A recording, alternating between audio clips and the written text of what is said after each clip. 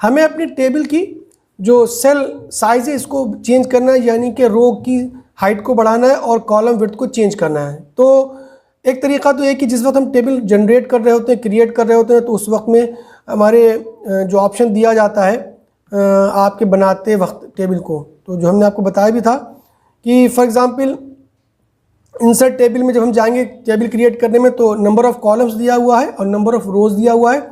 इसके नीचे fix column width दिया हुआ है जो ऑटो है। ऑटो मीन्स ये होता है कि जो हमारा पेज है उस पेज के हिसाब से ऑटोमेटिकली ये क्या करता है, अपने आप साइज़ को सेट कर लेता है। लेकिन अगर हमें कोई फॉर्मेट दिया गया है कि जिसके अकॉर्डिंग ही हमें अपने कॉलम को यानी कि रोज़ को सेट करना है, उसके सेल को सेट करना है, तो हम फॉर एग्ज़ाम्पल हमने नंबर ऑफ़ कॉलम्स दिए 5 और नंबर ऑफ़ रोज़ दिया 20। अब हमारा पास जब कॉलम विड्थ जो दी गई है इसको हमने दे दिया सपोज़ आपका 3 सेंटीमीटर, राइट। तो 3 सेंटीमीटर जब हम देंगे तो हम ओके जैसी करेंगे तो क्या होगा कि हमारे सामने ये जो सेल की जो विड्थ है 3 सेंटीमीटर के हिसाब से हमारी फॉर्म हो गई, ये हमारे सामने टेबल बनकर आ गई। अब सॉरी अब बनी हुई टेबल जो हमारे सामने फॉर्म है, इस बनी हुई टेबल को अगर इसके में सेल की हाइट को और उसको चेंज करना है, विड्थ को चेंज करना है, तो एक तरीका तो ये कि रूलर आपको दिख रहा है, इस रूलर पर आपके ब्लॉक्स ऑटोमेटिकली बन चुके हैं। तो हमें इस पर हम ड्रैग करेंगे तो हमारा जो सेल की विड्थ है ये हमारी चेंज हो रही है, देख रहे होंगे आप, और वापस उस कंडीशन में ले आते हैं। और अगर हम मान लीजिए कॉलम इसके रो की हाइट को चेंज करते हैं तो देख रहे होंगे आप, रूलर पे जब लेकर आते हैं तो हमारा जो कर्सर है ये एरो की फॉर्म में चेंज हो जाता है। अब हम इसको अगर ड्रैग करते हैं तो देखिए हमारी रो की जो हाइट है वो बदल गई। एक तरीका तो ये है, ठीक।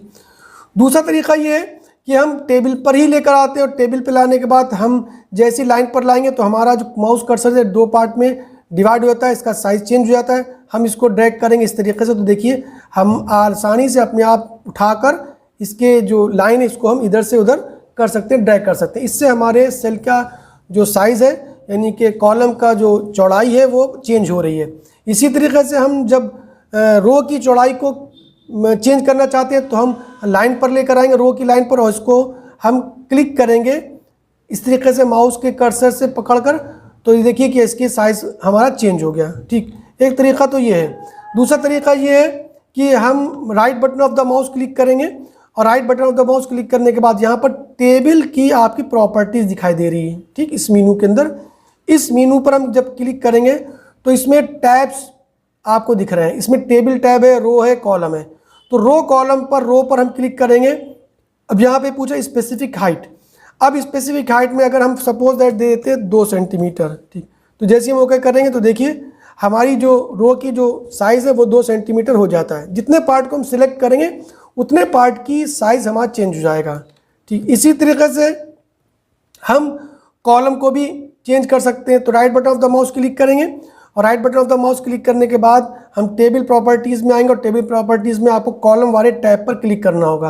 और जब हम टेबल वाले कॉलम पर क्लिक करेंगे तो इसमें प्रिफर्ड विड्थ दी है 3.4 सेंटीमीटर, 3.25 सेंटीमीटर। तो इसको हम कर देते हैं सपोज दैट 4 सेंटीमीटर, ठीक। तो जैसे हम 4 सेंटीमीटर करते हैं और ओके करते हैं तो हमारा जो कॉलम की जो आपकी चौड़ाई है वो 4 सेंटीमीटर हो जाती है।